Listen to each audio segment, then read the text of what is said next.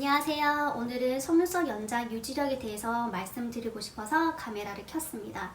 보시다시피 지금 핀셋이 아니라 볼펜을 잡고 있잖아요. 앞전까지 수강을 막 끝내놓고 이제 베드 정리랑 제품 정리하려고 하다가 우리 유튜브 구독자님한테도 알려드리면 좋지 않을까 싶어서 카메라를 켰습니다.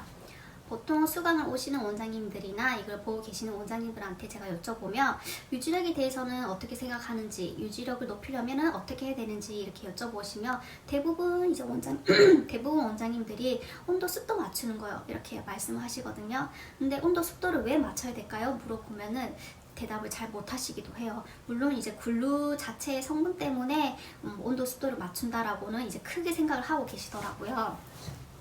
제가 비염이 터져가지고 지금 코맹맹이 소리 또 코가 간질간질하면 제가 중간에 재채기도 할 수 있거든요. 양해 부탁드릴게요. 그래서 일단은 온도 습도에 민감하긴 하는데 도대체 왜 민감할까라고 이제 좀 더 깊게 설명을 해드리려고 글루에 대한 설명을 좀 들어가도록 할게요. 글루 성분 안에는 시아노아크릴레이트라는 90%가 주 성분으로 들어가 있어요. 그러면 그렇게 어려운 말 말고 좀 더 쉽게 말해주세요 한다면 우리가 흔히 알고 있는 접착제 또는 본드의 개념이라고 생각해 주시면 되시거든요. 이 제품을 만드는 주성분이 글루의 주성분이랑 똑같다고 생각을 해주시면 됩니다. 그런데 이 시아노아크릴레이트는 정말 예민하고 민감해서 온도와 습도를 탁 만나버리면 굳는 현상이 일어나거든요. 그러니까 우리가 공기 중에 미세한 습도를 만나도 얘네들이 굳어버려요. 그러면은 우리가 생각할 거예요. 아닌데 우리가 글루를 붙여서 고객님 속눈썹에 붙일 때는 잘 붙는데 라고 하지만 미세하게 공기 중에 수분이 맞닿으면 맞닿을수록 얘가 굳어버리는 현상이 많기 때문에 글루를 짜놓고 시간이 가면 갈수록 그 굳는 현상이 더 많이 일어나겠죠. 그래서 유지력을 좀 더 높이려면은 우리가 온도 습도를 맞추는 게 제일 중요하긴 하는데 우리가 사실 우리나라는 사계절이 있고 온도가 낮과 밤이 다 다르고 시간대별로 다 다르다 보니까 그거를 사실상 맞추기가 좀 어려운 환경이라고 생각을 합니다. 저 역시도 온도 습도를 맞추는 게 제일 중요하다고 생각하는 사람 중에 한 명이지만 그걸 일일이 다 맞추기가 너무 번거로워서 그 외쪽으로 저는 좀 더 신경을 쓰는 편인데 전처리를 좀 더 꼼꼼히 한다던가 아니면 글루를 묻히는 양이라든지 또는 이제 기술적인 부분이 들어가기도 하는데 그래도 제일 중요한 방법은 온도 습도를 맞추는 방법이 제일 중요하기도 하거든요.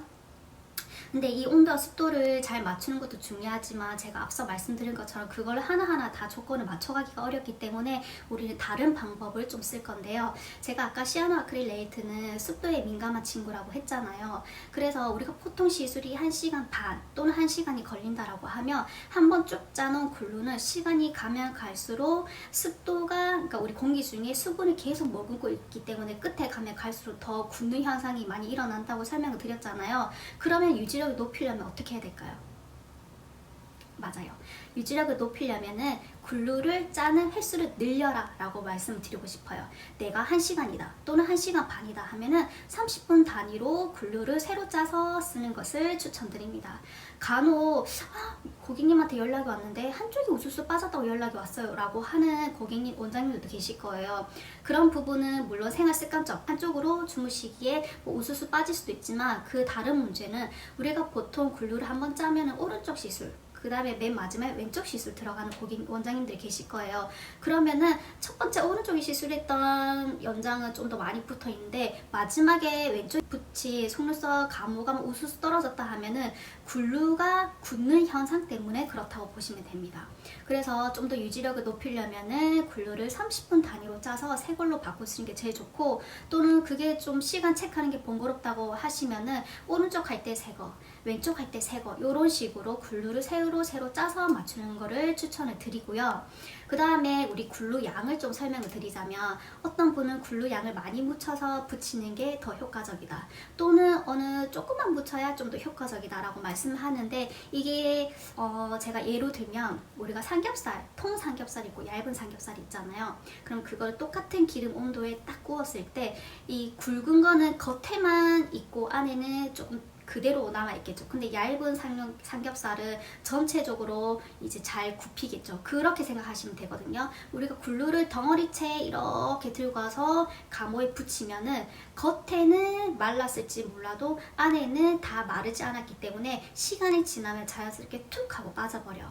근데 굴루를 어느 정도 살짝 붙여서 붙인 애들은 이렇게 얇게 감싸고 있기 때문에 조금만 시간이 지나도 굽는 시간도 빠를 뿐더러 얘가 잡고 있는 그 힘이 더 많이 생기겠죠. 굴루를 좀 더 방울지게 붙인다고 하면은 유지력도 떨어지지만 그만큼 고객님 눈시림이 좀 더 심해질 수가 있어요. 굴루량이 많아 버리니까.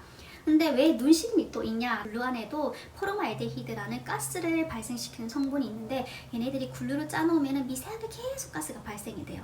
근데 시간이 지나면 지날수록 우리 공기 중에 이제 습도가 계속 이 수분을 머금고 하다 보면 가스 성분이 더 많이 일어나겠죠.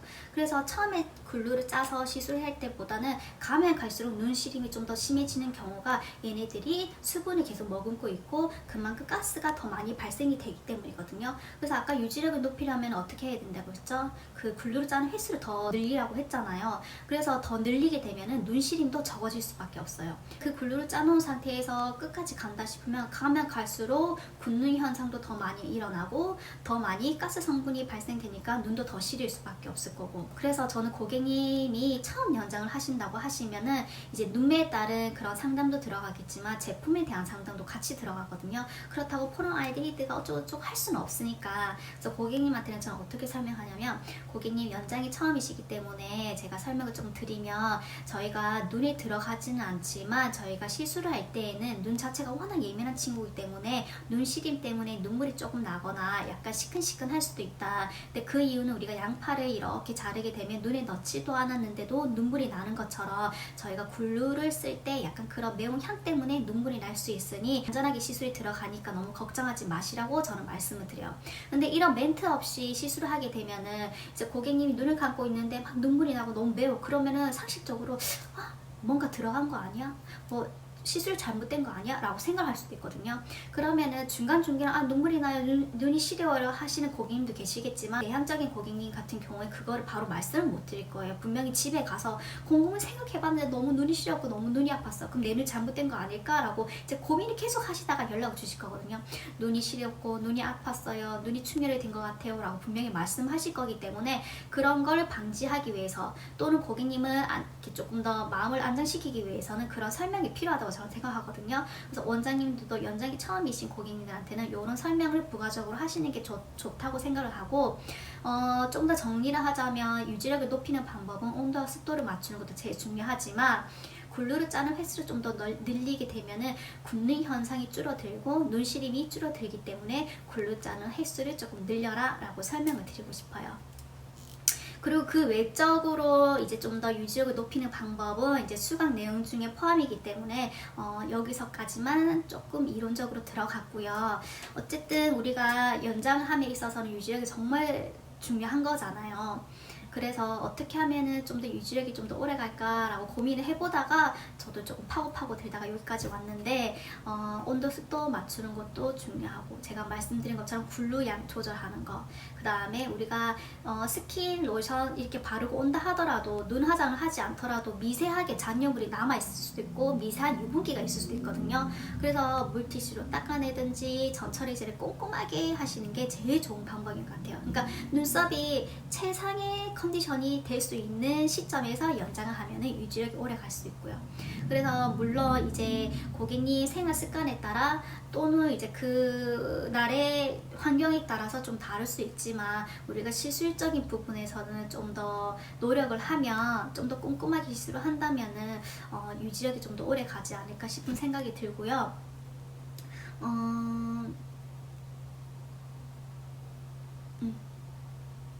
그래서 제가 항상 말하잖아요.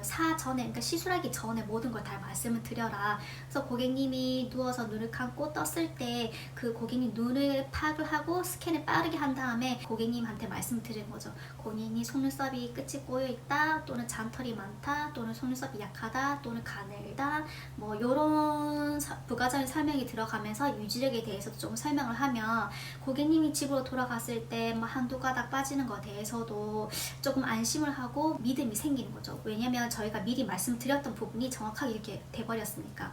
그런데 진짜 끝나고 나서 고객 눈썹이 너무 약해가지고요, 유지력이 떨어질 수가 있고요 라고 얘기를 해버리면 고객님 입장에는 정말 변명밖에 안 들리기 때문에 그렇게 사전에 미리 말씀을 드리는 거를 꼭꼭 머릿속에 기억을 해뒀다가 말씀해 주시면 좋을 것 같아요.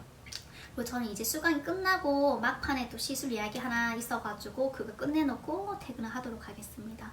그러면 우리 원장님들 제가 또 중요한 정보가 있으면 또 카메라를 켜서 또 안내해 드릴게요. 그럼 안녕.